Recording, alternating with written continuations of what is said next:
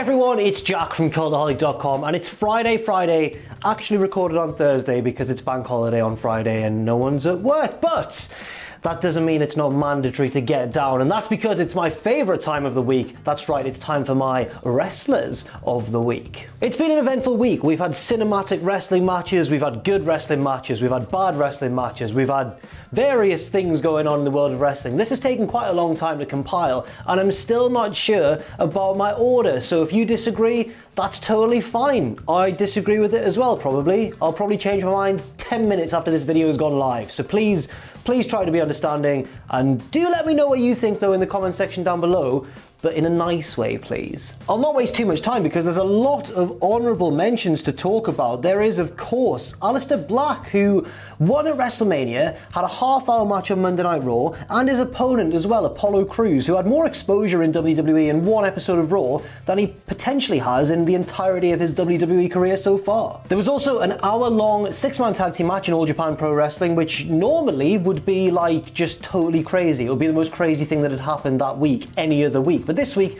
barely even cracks the top 10 really. So an hour-long, time-limit draw, six-man tag in All Japan. And also, I've got to give a shout-out as well. A bit of a weird one. I've got mixed feelings on this match, and it only happened the other day. Gargano and Champa. Now, a quick word on cinematic matches that have been going on recently, to varying degrees of success, and all of them have divided opinion because it's very much a personal thing, isn't it? It's not, I know wrestling's subjective anyway, but it's even more subjective than a standard wrestling match. Two people could watch that and just have totally different opinions. And I've seen a lot of different opinions about that mammoth Gargano Champa epic on NXT. I've not given either guys any points, but I will give them honourable mentions. I thought it was just a bit too serious, a bit too earnest, and a bit too overblown. My own opinion on these sort of cinematic high-end matches has changed over the past few years. Obviously, I wasn't a fan of the Final Deletion back in 2016. However, I don't think I really got it at the time. I didn't understand the tone, whereas these days, I think if the tone's right,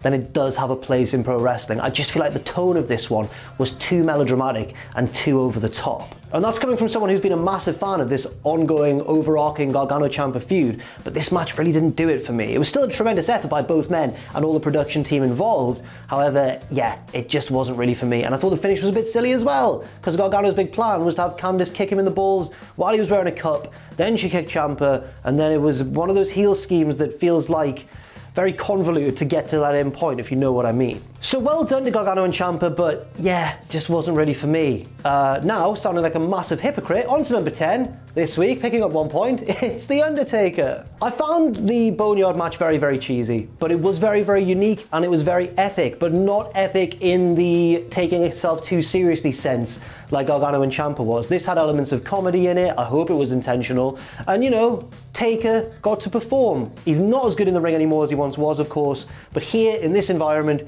he really got a chance to shine once again. So why isn't Taker higher on the list this week? Well, he only picks up 1 point because the feud in general I was not a big fan of. I thought it made AJ Styles look like a big old chumpy chump. And I think that this match continued in that theme. It really looked like no match for The Undertaker. He only got an upper hand whenever there was trickery involved, and Undertaker buried him literally and figuratively at the end of the match. But I do enjoy how really this whole feud started because of the Chuake trophy. Love that, absolutely love it. Anyway, the dead man rides again, or the American Badass rides again, I suppose, and maybe that's the way things should be. I don't know. Number 9 this week, picking up 2 points. Let's go to the Firefly Funhouse and let's talk about a little wrestler you may have heard of called Jonathan Cena. Now, I was going to mention The Fiend, Bray Wyatt, in the honourable mentions, but I think if I only mentioned him alone in the honourable mentions, that would have spoiled that I was going to put only Cena in the top 10. I'm not saying that Wyatt's performance wasn't excellent and hilarious, it totally was, but John Cena here for me was absolutely the star of the show. I've never seen a wrestler mock themselves quite as much on such a grand stage as John Cena did in this match. It was just an evisceration of his character, and he totally played along all the way through and played it perfectly as well. We all know that Cena's a self-deprecating guy, but I've never seen it taken to this length, what with him having to react to the Nikki Bella joke, with his weird 80s bodybuilding thing, which was done completely straight-faced, the whole what would have happened if Cena would have turned heel, the whole cool NWO bit, the whole Doctor of Thugonomics with the deliberately cheesy rap bars, everything in this everything in this performance piece, whatever you want to call it, was geared to humiliate John Cena, and he just went with it. and I honestly think it was brilliant. Out of the three big WWE cinematic matches we had over the past week, the Boneyard match, this one, and the Gargano Champa one, this one was my favourite. Yes, it was trippy as hell. Yes, it wasn't really a match. It was the least resembling a match of all three, but I think it worked. In a bizarre way, it actually worked. And I think despite losing and being absolutely humiliated, I think Cena comes out of it looking even better than he did when he went in. He's more reflective now, more likeable. Right, number 8, picking up 3 points. Let's get back to some actual wrestling, shall we? There was a ladder match on NXT, the highly anticipated multi-woman ladder match for the #1 contendership, and that was won by Io Shirai. And I've given Shirai points this week because, well, one, her performance in the match was good. She's probably the best wrestler in that match, even though there were a lot of talented women in that match. I think Io Shirai is probably the most accomplished wrestler of all of them. Also, I think that the result is really exciting and a really good piece of booking because, of course, Charlotte Flair is now the NXT Women's Champion, and that means that we're probably going to get Io versus Charlotte, and what a dream match that is. The only reason that Io doesn't get a bit higher on this list, because I really enjoyed this match, but the only reason that Io doesn't go a little bit further up and get some more points is because she was kind of outshone in her own match by Dakota Kai and Tegan Nox with that brutal spot that sent Tegan Nox careening through a ladder, and that was just brutal and brilliant as well. But overall, Io Shirai picked up the victory, she got the briefcase, and she is now the #1 contender. Next up, number 7, my most hated man in professional wrestling because he cost me my undefeated prediction streak at WrestleMania, and his name, oh god, his name is Otis. I hate Otis, but this was wrestling at its most pure and most simple. Bad guy, good guy, girl involved, girl turns good, helps the good guy win. It was all just perfect, wasn't it? Yeah, there was that weird hacker stuff that's probably going to play out in the future, but for now, as its own little contained storyline, it was done perfectly. I thought Ziggler would win. I didn't think Vince would have the balls to give us a happy ending in this storyline, but he did, and that's what we got. And we had the Macho Man Elizabeth moment afterwards, and it was perfect for what it was, as much as I hate to say that. The match wasn't like a spectacular technical wrestling match or anything, but if it had been, I think that would have taken away from the match. I think the fact that it was kept simple and kept quite blocky, I think that served it really well. We had Dolph trying to get control with a little sneakiness, Otis finally getting his hands on him, Sonya getting involved to distract the ref, the false finish or the tease of a false finish with that Ziggler low blow, and then Mandy coming out to even the odds, the big kick down low, and then Otis picking up the win and crushing my dreams forever. Well done, mate.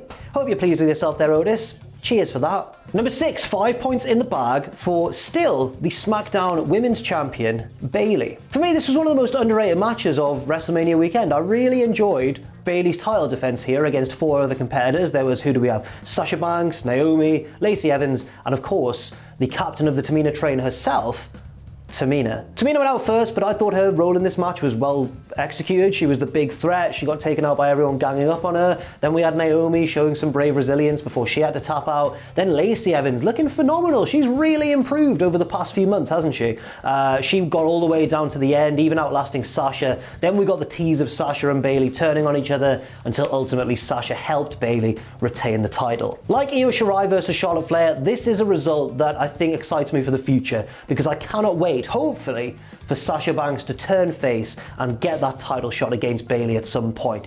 Ideally, in my mind, a bit of fantasy booking here, I think that Sasha should probably win Money in the Bank and then rather than cashing it in at a sneaky point, just announce when she's going to cash it in at SummerSlam, should it go ahead, in her hometown of Boston. I think that would be the best way to go, but there's multiple ways they could go with this. I just really hope that it's because Sasha's turned face and not the other way around. I think they'll go for that though. I mean, Bayley, she's been a heel for a while, but it doesn't really feel like that long because she's been a babyface for the rest of the entirety of her WWE run. So I think Sasha face is the way to go. Number 5 this week, let's step away from WWE for just a second because AEW Dynamite also happened this week and was far less bizarre by comparison because it's been such a bizarre week in WWE. But number 5 this week is the man himself. It's Cody. Cody main evented Dynamite in a long, well, fairly long, not as long as some matches we've seen this week, but in a fairly long, fairly drawn out match against Shawn Spears. Shawn Spears unfortunately does not make the list because he lost again to Cody, and Cody doesn't get higher on the list because the finish was a bit weird, wasn't it? Pinning Shawn Spears with the figure 4 leg lock. However, it was a good match between the pair, and Cody moves on in the TNT Championship tournament. I think he'll be putting on some other good showcase matches during this tournament and possibly getting all the way to the final, where I think he might lose. But as I mentioned, it was good stuff from Cody. This match had some good standout moments. Of course, the Death Valley driver through the table on the outside. Also Cody almost running into Brandy by accident. There were the 2 crossroads towards the end, and then that rather divisive finish too. But all in all, a good match, solid stuff, and one of the less weird things that happened this week. Number 4, 7 points in the bag for Drew McIntyre, who only wrestled for about 2 or 3 minutes, but my God, was it a feel-good moment. In case you've been living under some kind of rock, Drew defeated Brock Lesnar for the WWE Championship to cap off WrestleMania weekend, and it was everything it should have been, really. Yes, we could have maybe hoped for a bit of a longer match, but in terms of the result, excellent. Drew survived 3 F5s. The third one had me scared because he kicked out the first one at 1, the second one at 2, and then the third one at 2, even though they built up the rhythm to make you think that he was going to get pinned. That was excellent stuff. 3 Claymore kicks, 4 in total, I think, throughout the course of the match, but 3 in a row towards the end, and Drew picked up the win. And what more could you ask for? The only drawback is that, of course, it would have been better if Drew had a crowd to cheer him on, but we can't always have nice things, and given the circumstances, it's about as good as we could have hoped for. Then, of course, we have Monday Night Raw with the Big Show coming out to do a Hulk Hogan at WrestleMania 9 and just challenge Drew immediately after his title win. Drew accepted. The match was okay, but everyone, I think, was just watching it just like that, just terrified that Big Show was going to pick up the victory and screw Drew because he's got a Netflix show. It was a good self-aware tease by WWE, and they swerved us or double swerved us, and Drew eventually did retain, but heart in mouth time watching that match. Luckily, it all turned out okay. Number 3, 8 points for the Queen herself. And one of the most surprising results of WrestleMania, I'd say, this year, it's Charlotte Flair. Charlotte is, of course, the new NXT Women's Champion. A shocking result for many. I thought Rhea would win, but I did get worried when that match opened night 2 because I thought maybe they'll do a big title change to kick off night 2, and it seems like they did. The match was one of the better ones in terms of just an actual match over the course of WrestleMania weekend, but you could argue with the result. I feel really bad for Rhea. It feels like her push has just hit a bit of a brick wall. I hope this means she's going to move to Raw or SmackDown, and now that Charlotte's on NXT, the upside, of course, is that we get so many tremendous potential matchups, Charlotte versus Io Shirai seeming to be the first of them. And the match itself was pretty much like a Southern-style fundamental wrestling match, executed very, very well, with Charlotte working the leg mercilessly, working the leg, and Rhea being unable to survive the figure 8 when it eventually came. And they did a good job of teasing the figure 8 throughout until eventually Charlotte got it locked in. Number 2, my absolute hero for his performance in this match. It's one of the 3 competitors in that triple threat ladder match for the SmackDown Tag Team titles. It's the Prince of Parkour himself, John Morrison. Morrison was a boss in this match. I love flips, as we all know, and some of his flips, he was certainly the flippiest boy of WrestleMania weekend. He jumped off the ring post into like a weird corkscrew Starship Pain type thing. He was tightroping across the top of the ring like Phoenix, but slower, which probably makes it more difficult, into a Spanish fly. Morrison was balling on another level this week, and I think he deserves these 9 points. He doesn't quite get to number 1 though, because somebody else just went that little bit further in terms of storytelling. But in terms of wrestling and exciting in-ring action, even though it was a bit spotty, that ladder match was superb, and John Morrison was the star of it, so he gets 9 points. Sorry Kofi, sorry Jimmy, it's been a very crowded week. But finally, number 1, and my wrestler of the week, and he was looking for a WrestleMania moment, and he certainly found one. It's Kevin Owens. Owens' match with Rollins was, again, like Charlotte and Rhea, and like the ladder match, it was one of the in-ring standouts of WrestleMania weekend. Maybe not even the best match over the 2 nights, but one of the best ones, certainly. But the reason I've made Kevin Owens my wrestler of the week, which, by the way, is his 2nd ever time as wrestler of the week. I think a year or 2 ago he got it as well, but his first time in 2020. And the reason that I've given it to Kevin Owens is because of that moment and what it meant in the storyline. The whole story being built around this match was, of course, that Rollins has had WrestleMania moment after WrestleMania moment, and Kevin hasn't really had any. And he got one. Despite there being no fans there, Kevin Owens got his WrestleMania moment, and it was something to behold. In case you haven't seen it, he jumped off the bloody WrestleMania sign, down through the announce table, through Seth Rollins himself, rolled Rollins back in the ring, stunner, 1, 2, 3.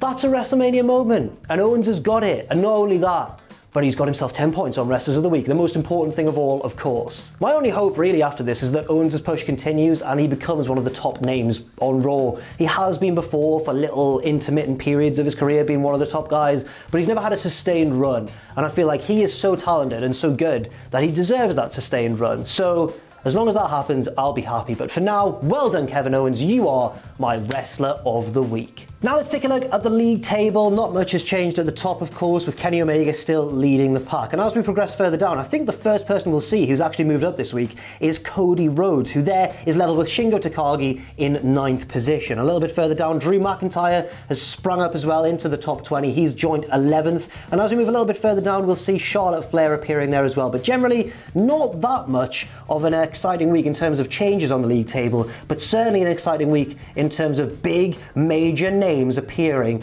on Wrestlers of the Week. Look at The Undertaker there, look at John Cena. The thumbnail's going to be great. So that's it for this week. Thank you very much for watching. Possibly the most eventful Wrestlers of the Week of the year so far. I know it was going to be a big double-length 20-point episode, but I only really do that when it's WrestleMania weekend and there's loads of indie shows going on as well, and obviously the ongoing circumstances mean that that couldn't happen. But thanks again for watching. Hopefully soon we get back to normal and we get fans at wrestling shows again, and then by next year we'll have a proper double-length WrestleMania episode. See you soon.